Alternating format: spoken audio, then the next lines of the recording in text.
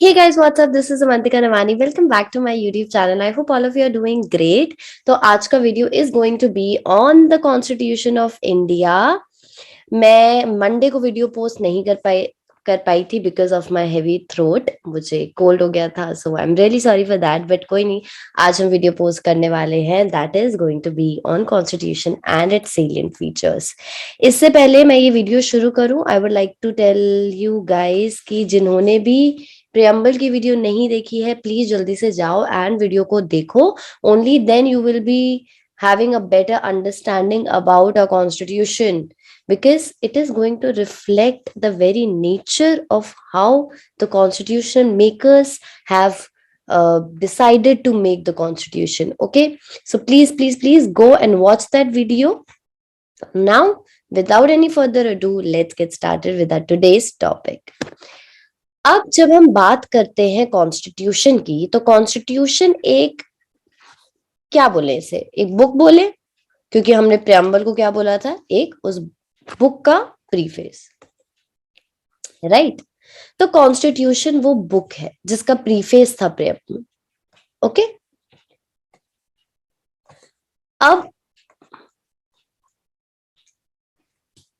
अब जब हम इस बुक की बात करते हैं तो इस बुक के फीचर्स क्या है हम वो भी पढ़ेंगे. ओके, तो कॉन्स्टिट्यूशन की जब मैं बात करूं तो मैं इसको बोलूंगी एक ऐसा डॉक्यूमेंट जिसमें हमारी कंट्री के बारे में, हमारा पॉलिटिकल स्ट्रक्चर कैसे रन होना चाहिए, उसके प्रोविजंस मेंशन है. So it has all the provisions that would help our government to run the political structure of India. Okay, also it is a document which is telling us about the nature of the relationship which a citizen of India shares with the state. तो जिसको हम citizenship कहते हैं, right, तो वो citizenship के बारे में भी कौन बताता है हमें, हमारा संविधान, that is the constitution of India. इन सब के अलावा कॉन्स्टिट्यूशन को अगर मैं डिफाइन करूं तो मैं इसको बोलूंगी that it is the supreme law of land. हमारी कंट्री के जितने भी लॉज हैं वो सब इस सुप्रीम लॉ के अंदर ही बन सकते हैं. They can not be outside the very provisions of this particular law. Every law has to be within the ambit of this supreme law. And अगर वो फॉलो नहीं करते हैं तो उस केस में वो law null and void declare किया जा सकता है. सपोज एग्जाम्पल के तौर में अगर मैं बोलूं, बात करूं फंडामेंटल राइट्स की. ओके, फंडामेंटल राइट्स क्या है, हमारे कॉन्स्टिट्यूशन का पार्ट है. ओके, अगर कोई ऐसा लॉ बनता है जो फंडामेंटल राइट्स को ना माने या फंडामेंटल राइट्स को ब्रीच करे या फंडामेंटल राइट्स के अगेंस्ट जाए, then in that case according to the Constitution of India that particular law can be declared null and void by the Supreme Court of our country. Clear? Now let's move towards the salient features. Constitution एक document है. अब इस document में क्या क्या है ये आपको विद फीचर्स पता चलता रहेगा. ओके, salient फीचर्स में से कुछ फीचर्स हम ऑलरेडी प्रियम्बल पढ़ते हुए डिस्कस कर चुके हैं, जैसे इंडिया एक सॉवरेन देश है. ओके, ये हम प्रियम्बल में डिस्कस कर सकते हैं. इंडिया एक सेक्युलर पॉलिटी है, हम वो भी डिस्कस कर चुके हैं, right. India is a democratic Republic, हम वो भी डिस्कस कर चुके हैं. ओके, सो ये सारी चीजें जो फिलॉसफी हैं ये हम ऑलरेडी डिस्कस कर चुके हैं. तो प्लीज जिन्होंने नहीं देखा है, again I would suggest you to go and watch preamble for that. Now we will be talking about the salient features apart from these. Okay, let's start with the very first feature of our constitution, that is Indian constitution is a written document. सबको पता होगी ये चीज, जिसको नहीं पता है मैं बता दूं, इंडियन कॉन्स्टिट्यूशन एक written document है, मतलब एक लिखा गया संवैधानिक बुक है एक. ओके, तो ब्रिटेन का कॉन्स्टिट्यूशन अगर आप लोगों को पता हो तो ब्रिटेन का कॉन्स्टिट्यूशन एक रिटन कॉन्स्टिट्यूशन नहीं है. Okay, it's completely based on the judicial verdicts and everything. But Indian constitution में इंडिया का प्रोविजन, हर एक चीज कि इंडियन पॉलिटिकल स्ट्रक्चर कैसे गवर्न होगा, वो हर एक चीज काफी डिटेल्ड मैनर में लिखी गई है. ओके, बात करते हैं इसे रिटन डॉक्यूमेंट क्यों बोला जाता है. पहली चीज, क्योंकि लिखी गई है, बहुत बेसिक है. दूसरी चीज, इसे लिखा क्यों गया, ये लिखने की नीड क्यों फॉलो करी गई, क्योंकि इंडिया ने हमेशा से ब्रिटेन का कॉन्स्टिट्यूशन देखा था, तो ब्रिटेन में तो कभी कॉन्स्टिट्यूशन को कॉन्स्टिट्यूशन के दर्जे से या एक बुक के दर्जे से नहीं देखा गया था. तो हमने क्यों ये सोचा कि let's write the constitution in such a detailed manner. First thing, India was a federal country. India is a federal country actually. We chose to be a federal country. तो उस टाइम पे it was very very important for our constitutional makers to make this clear provision कि एक state और centre के बीच में power division कैसा होगा. डिवीजन ऑफ पावर बताना बहुत ज्यादा जरूरी था in a very clear cut manner. Okay, दूसरी चीज है कि इंडिया एक, again it was a very new country, बहुत नेसेंट स्टेज में थी. सो किसी भी तरीके का फॉल्टरिंग या ambiguity they could not afford. Okay, तो इसीलिए कॉन्स्टिट्यूशन मेकर्स को लगा कि एक written document will help the government to govern in a smooth manner. इसीलिए हमारे कॉन्स्टिट्यूशन को एक रिटन डॉक्यूमेंट का फॉर्म दिया गया. पहली बार 9 दिसंबर 1946 में हमारी कॉन्स्टिट्यूएंट असेंबली बैठी थी. But ultimately because of the conflicts between Indian national Congress and Muslim league, ये बॉडी अपना काम ढंग से पूरा नहीं कर पाई थी. तो अल्टीमेटली जाकर जब हमें इंडिपेंडेंस मिला 1947 में, हमने कॉन्स्टिट्यूशन बनाने का काम शुरू करा. And finally 26 November 1949 we adopted the Indian Constitution. Some of the provisions got enforced then and there only, but majority या मेजर पार्ट जो था 26 जनवरी 1950 को इन्फोर्स किया गया. पहली बार हमने अपना जो इंडिपेंडेंस डे था वो 26 जनवरी 1930 में मनाया था. तो टू कमेमोरेट दैट डे, इसीलिए हमने इसको, इस डेट को एक्सेप्ट करा. ओके, अब बात करते हैं about the second feature, that is Indian constitution is the lengthiest constitution of the world. Lengthiest document बोलते हैं and people often criticise us for that. तो let's see whether it is so और not. देखो, lengthiest है ये तो कोई भी, हम इसको दूर दूर तक इस चीज को डिनाई नहीं कर सकते. Yes, it is the lengthiest constitution, but rather a very detailed one. हर एक चीज, हर एक सेक्शन के बारे में अच्छे से लिखा हुआ है. अगर मैं यूएस का कॉन्स्टिट्यूशन उठाऊं अभी, तो I can read it in just like in 1 hour or 2. I can just complete that constitution, क्योंकि उस कॉन्स्टिट्यूशन में कुछ ज्यादा चीजें हैं ही नहीं. राइट, हमारे कॉन्स्टिट्यूशन में सेंटर हो, स्टेट हो, कोई गवर्नमेंट बॉडी हो जैसे यूपीएससी हो गया, इलेक्शन कमीशन हो गया, controller auditor general of India हो गए, या कोई भी हो, हर किसी के बारे में एक्सप्लिसिटली हमने डिटेल्ड फॉर्म में लिखा हुआ है. Okay, and this constitution is not just which talks about centre or state. It is also telling us about provisions related to panchayat, provisions related to union territories and everything. तो हर एक section की need को देखते हुए हमारा constitution बनाया गया है. तो obviously because we are not convention based, हमारे पास उनके जैसे कोई बड़े बड़े कन्वेंशंस नहीं है, हमने हर एक चीज को बड़े ही डिटेल्ड फॉर्म में अपने कॉन्स्टिट्यूशन में रखा है in order to avoid any sort of ambiguity in future. ठीक है, तो ये चीज बनाता है हमारे कॉन्स्टिट्यूशन को लेंथीएस्ट. इसका मतलब ये नहीं है कि इंडियन कॉन्स्टिट्यूशन में कुछ भी लिखा हुआ है. इंडियन कॉन्स्टिट्यूशन में काफी डिटेल तरीके से अच्छे से ये लिखा हुआ है कि एक पॉलिटिकल स्ट्रक्चर कैसे गवर्न होना चाहिए. Okay, so this makes a constitution the lengthiest document. हमने अपने कॉन्स्टिट्यूशन के प्रोविजंस जो हैं वो दो acts, Indian independence act and government of India act 1935 को देखते हुए बनाए हैं। ओके, सो जब हमारा देश आजाद नहीं हुआ था तब तक हम गवर्नमेंट ऑफ इंडिया एक्ट 1935 के बेसिस पे ही अपना पॉलिटिकल स्ट्रक्चर चला रहे थे। जब इंडियन इंडिपेंडेंस एक्ट आया उसके बाद हमने कुछ प्रोविजंस, जब तक हमारा कॉन्स्टिट्यूशन नहीं बन गया तब तक हमने इंडियन इंडिपेंडेंस एक्ट को फॉलो करा।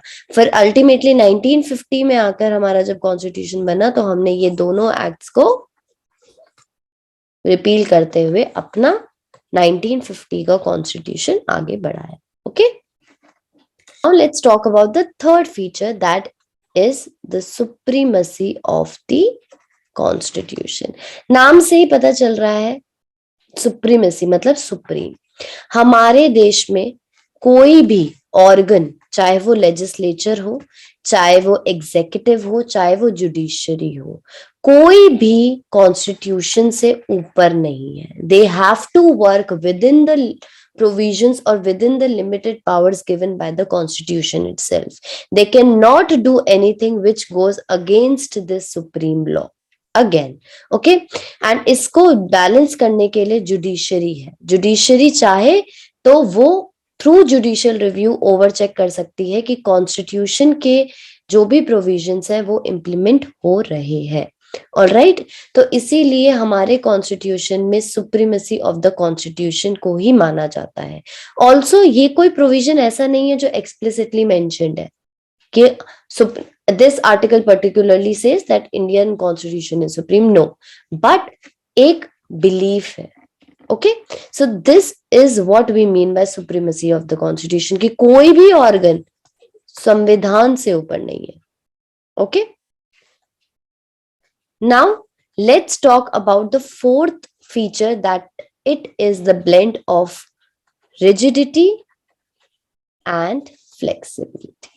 अब मैं बोलूं rigidity का मतलब क्या है। सबसे पहले तो rigidity is कि कोई भी चीज easily नहीं बदली जा सकती। फ्लेक्सिबिलिटी का मतलब कि इजी है उसे चेंज करना। ठीक है, अब जब भी हम अमेंडमेंट की बात करते हैं तो अमेंडमेंट दो तरीके के होते हैं। एक तरीके से वो सिंपल हो गए और दूसरा हो गया स्पेशल। स्पेशल के अंदर अब अलग अलग होते हैं, एक आर्टिकल 368 के अंदर सिंपल होता है और एक होता है जिसमें आपको 50% स्टेट रेटिफिकेशन की जरूरत होती है। बट अभी हम इनके डिटेल में नहीं जाएंगे, we will just talk about कि हाँ ऐसे तरीके हैं जिससे हम संविधान को अमेंड कर सकते हैं।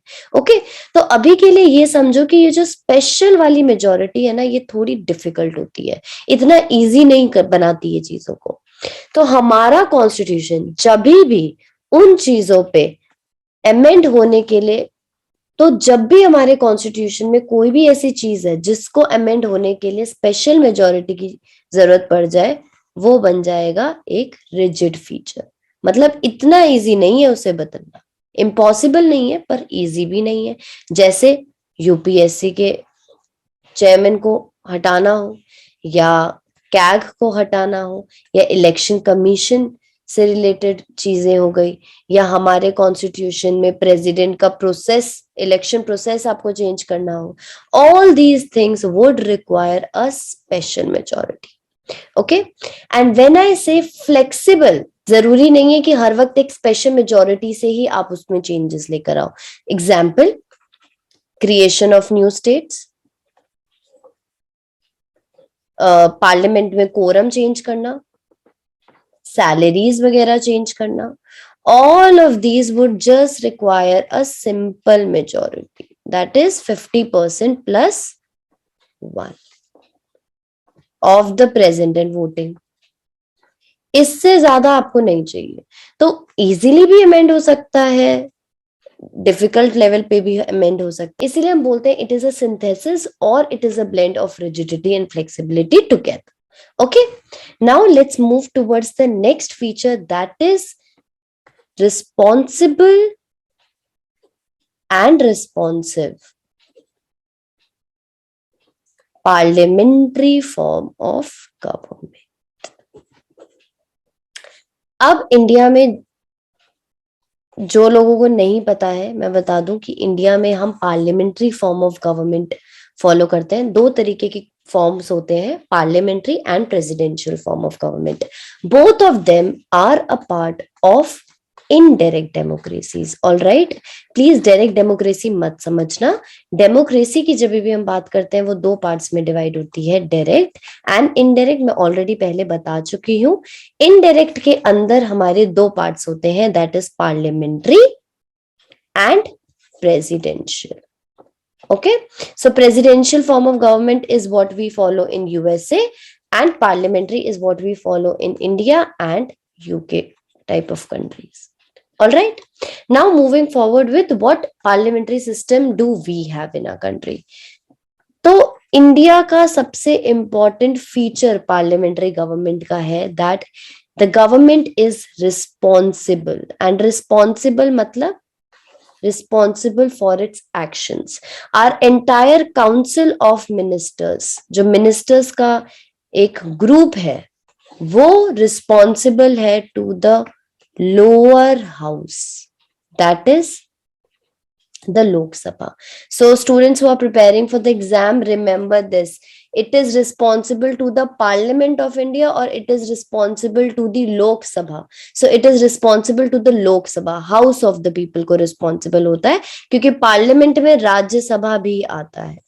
Okay, तो please read the sentence carefully. Whenever you are attempting any question like that, Council of Minister is responsible to the lower house of the Parliament, not the entire Parliament, because that would include Rajya Sabha also. Okay, then दूसरा feature क्या है, nominal and real executive.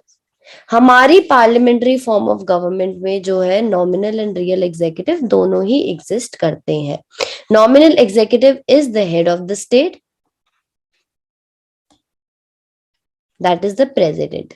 ये जो nominal head होते हैं ना, ये हम बोल सकते हैं एक तरीके से एक टाइटल्ड हेड होते हैं. ये सिर्फ एक इमेज होते हैं जो हमारी कंट्री को प्रेजेंट करते हैं, बट रियल पावर जो होती है वो होती है हेड ऑफ द गवर्नमेंट के पास.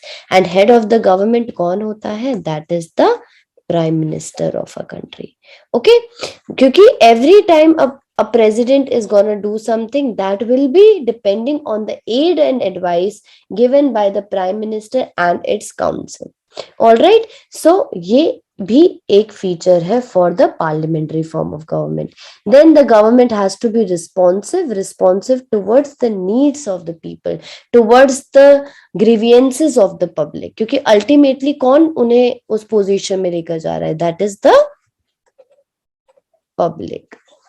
Okay, so this is what we mean by responsible and responsive parliamentary form of government. Parliamentary form of government में we will be having a separate video because पूरा system ही parliamentary form of government है, तो उसके features हम अच्छे से पढ़ेंगे. This is just a glimpse of that. Okay, that our constitution has the provisions for the parliamentary form of government which we have taken from the Britain.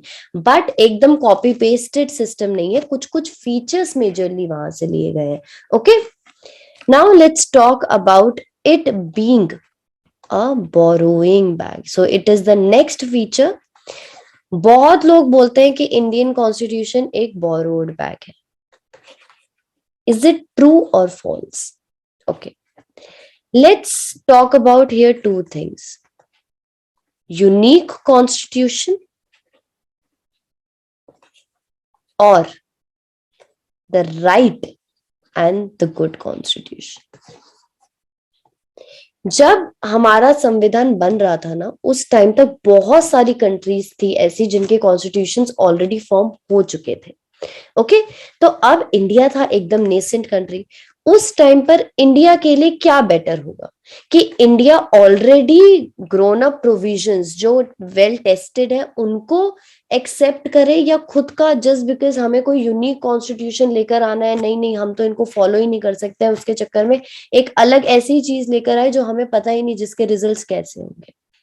At least already seen provisions are much better than जो हमने कभी देखा ही नहीं, right तो India का जो हमारे constitution makers का आइडिया था वो ये नहीं था कि हम कोई बोरोड बैग बनाने वाले हैं या हमें इनसे बोरो करना है। उन्होंने ये चीजें नहीं सोची थी when they were going for the different constitutions of the world. जब वो रिसर्च कर रहे थे तो उनकी आइडियोलॉजी बहुत सिंपल थी कि हमें एक अच्छा कॉन्स्टिट्यूशन लेकर आना है, यूनिक नहीं, वो ऐसा कॉन्स्टिट्यूशन जो इंडिया के लिए बेस्ट हो। So we went and we searched for so many different constitutions of the world and then we came up with our constitution. तो आइडिया कभी भी यूनिक कॉन्स्टिट्यूशन को तो था ही नहीं, बट एक राइट कॉन्स्टिट्यूशन का था, एक अच्छे कॉन्स्टिट्यूशन का था। उसी के साथ हमारे जो कॉन्स्टिट्यूशनल मेकर्स है वो हमारा जो आज का कॉन्स्टिट्यूशन है that is an amended version but originally 395 articles along with 8 schedules and 22 parts which have now been amended। 8 schedule से हम 12 पे आ चुके हैं, 22 parts से हम 25 parts पे आ चुके हैं। ओके सो ये जो है विद टाइम ये अमेंड हुए हैं बट ओरिजिनली इन के साथ हमने शुरुआत करी थी। तो बोरोड बैग है, हाँ हमने उनसे लिया है बट हमने उनके प्रोविजंस को अपनी सिचुएशन के अकॉर्डिंग अमेंड करा है। Even if we say that India is a federal country तो फेडरलिज्म में भी हमने उसको अपनी तरीके से एक्सेप्ट करा है। हम इंडिया का कॉन्स्टिट्यूशन फिर भी आज ये नहीं पढ़ते हैं that India is a federal union या India is a federal nation. Article 1 still says that India is a union of states. So we have accepted the provisions, we have borrowed them, but we have implemented them according to our needs, according to our society. Okay, so we have borrowed, yes we have borrowed, but we have amended it। but again the point is even अगर borrow किया भी है तो उसमें कोई गलत नहीं है because हमने अपना अच्छा कॉन्स्टिट्यूशन बनाना पे फोकस किया है rather than एक यूनिक कॉन्स्टिट्यूशन बनाने पे। Okay now moving forward with the next feature इसी के साथ कॉन्टिन्यूएशन में that India is a federal country। Federal polity, India federal polity है in its actions। There we have features which is related to a federation only। We have federal features, we have dual polity, we have independent judiciary, we have separation of power between center and states, we do have all these things but still we call it a union of state। So ultimately India एक काजी federal polity है। काजी federal मतलब federal है but पूरी तरीके से नहीं। पूरी तरीके से क्यों नहीं? क्योंकि एक यूनिटरी बायस उसके साथ लगा हुआ है। ऐसा हम क्यों बोलते हैं? ये बी आर अम्बेडकर जी ने खुद बोला था कि इंडिया फेडरल होने के बाद भी we can not call it federal. क्यों? क्योंकि unlike the federation of USA India कोई एग्रीमेंट करके नहीं बना है कि different different states they are coming together, they are agreeing कि we will share our sovereignty, so आज से ये एक फेडरेशन है। नो, इंडिया एक ऐसा स्टेट है जिधर स्टेट्स क्रिएट करे गए हैं। स्टेट अभी मैंने जो स्टेट बोला है वो country, by that I mean the country. Okay, international level पे या ग्लोबल लेवल पे कंट्री को स्टेट बोला जाता है in a formal manner. Okay, so India एक ऐसी कंट्री है जिधर हमने ये डिविजन्स जिनको आज हम अपने अलग अलग स्टेट्स के नाम से जाने जाते हैं वो बनाए हैं फॉर अ बेटर एडमिनिस्ट्रेशन। इसका मतलब ये नहीं है बिल्कुल भी कि just like an agreement that happens in a federation Indian states can secede themselves from this union। बिल्कुल भी नहीं। इंडियन स्टेट के जो स्टेट्स खुद को अलग नहीं कर सकते। Okay, so this is why we call it as a union of states। Now let's move forward with the next feature, that is integrated judiciary along with the power of judicial review. सबसे पहले judicial review क्या होता है? नाम से पता चल रहा है रिव्यू। रिव्यू क्या होता है? किसी चीज को देखना। ओके, फिर से उसे देखना। जुडिशियल मतलब this will be done by the judiciary. तो जुडिशियल रिव्यू मतलब कि जब जुडिशरी कोई लॉ या कोई भी पॉलिसी को रिव्यू करता है उसे हम बोलते हैं जुडिशियल रिव्यू। अगर उसको लगता है under the power of judicial review, अगर जुडिशरी फील्स कि ये कोई ऐसा प्रोविजन है या कोई ऐसी पॉलिसी है या लॉ है जो कॉन्स्टिट्यूशन को ब्रेक कर रहा है, then in that case it can declare it null and void. Okay, now let's move forward with integrated judiciary. Integrated judiciary का मतलब होता है कि Indian judiciary is not like the US one, जहां पे सुप्रीम कोर्ट अलग है centre का एंड स्टेट के लिए जो है वो अलग है, दोनों को आपस में federal courts and state courts को आपस में कोई मतलब नहीं है। नो, इंडिया में we follow a hierarchy. Supreme court is the apex court. Okay, यहाँ पर नीचे से ऊपर केसेस आ सकते हैं। हाई कोर्ट या हो गया या और कोई भी सबऑर्डिनेट कोर्ट्स हो गए, everyone works with in the domain of supreme court. So supreme court apex है, उसके नीचे सबऑर्डिनेशन में ये सारे कोर्ट्स आते हैं। अनलाइक द यूएस वन जिधर फेडरल कोर्ट अलग है एंड अलग अलग स्टेट के कोर्ट्स अपने अलग हैं। Federal courts can take over only the federal matters, but it is not the case in India. India में we have an integrated judiciary. Okay, independent है इन टेकिंग द डिसीजंस, कि high court के ऊपर कोई pressure नहीं है कि उसको बायसनेस दिखानी है। Independent in its functioning, that's a different thing. Autonomy है उनके पास, but when we talk about the system of judiciary, that is an integrated judiciary. Okay, independent judiciary is a federal feature, integrated judiciary is a union feature, central feature. Okay, now let's move towards the next feature, that is India having the emergency provisions. India, which is the world's largest democracy, is often criticized for having these features, that is suspension of fundamental rights during the emergency. वो अलग एक अलग chapter है फिर से। अभी let's stick to what emergency provisions we are talking about. So in India we have three type of emergencies that can be enforced in the time of emergency या urgent national security पे जब भी बात आए। Number one is national emergency, second is constitutional emergency, state emergency, या जिसे हम बोलते हैं प्रेसिडेंट्स रूल। काफी टाइम पे देखा होगा हर जगह कहीं ना कहीं लगा रहता है। जब जेएनके का बाइफिकेशन होना था उससे कुछ टाइम पहले ही प्रेसिडेंट्स रूल वहां पे लगाया गया था। तो we will be discussing it in a different video. For now, you must know that these three type of emergencies exist in India. And last but not the least is your financial emergency. Okay? क्या क्या situation है, कब कब लग सकती हैं, again it's a different chapter, but emergency provisions जो है इसको एक यूनियन फीचर माना जाता है, यूनिटरी फीचर माना जाता है। ओके, इसमें क्योंकि पूरा का पूरा जो फंक्शन है एंड पावर है वो किसके पास है, हमारी सेंट्रल गवर्नमेंट या union government. Okay, now let's talk about the other features of a constitution. Other features में I will be just telling you about the names, क्योंकि ये सारे अपने में एक बड़े बड़े चैप्टर्स हैं। If I say about fundament, if I talk about fundamental rights, okay, for fundamental rights हमें अलग से पढ़ने हैं कि फंडामेंटल राइट्स क्या है। We have directive principles in a constitution, again a different chapter.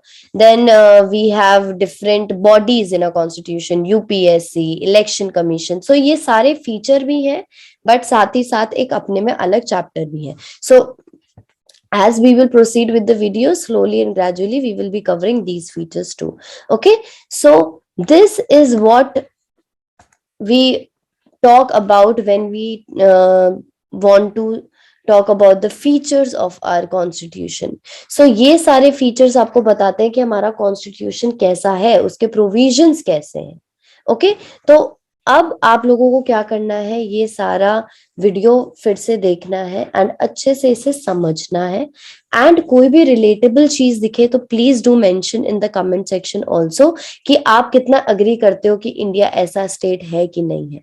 For example, if I से that India is a parliamentary form of government, तो मैं क्या इस पॉइंट पे अग्री करूंगी आज के करंट कंटेम्प्रेरी सिनेरियो को देखकर? That's a questionable thing. So please let me no.